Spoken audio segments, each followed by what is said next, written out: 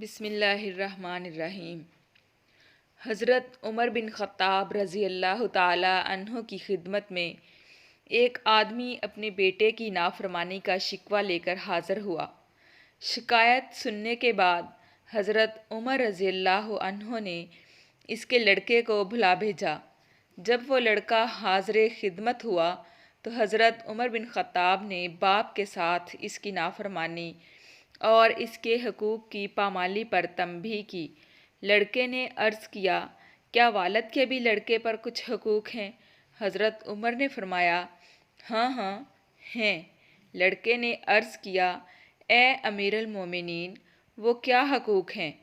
حضرت عمر بن خطاب رضی اللہ تعالی عنہ نے فرمایا، یہ کہ اس کی ماں کا اچھے طریقے سے انتخاب کرے، اس کا اچھا نام رکھے اور اسے قرآن کی تعلیم دلائیں، یا اس کا تعلق کسی دیندار گھرانے سے ہو۔ لڑکے نے عرض کیا، اے امیر المومنین، میرے باپ نے ان میں سے کچھ بھی نہیں کیا۔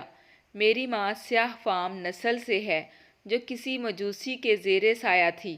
میرے باپ نے میرا نام جعل رکھا ہے، جس کے معنی چپٹی ناک والا، بد شکل، جھگڑالو اور ضدی وغیرہ ہوتے ہیں، اور کتاب اللہ کے ایک حرف کی بھی مجھے تعلیم نہیں دلائی۔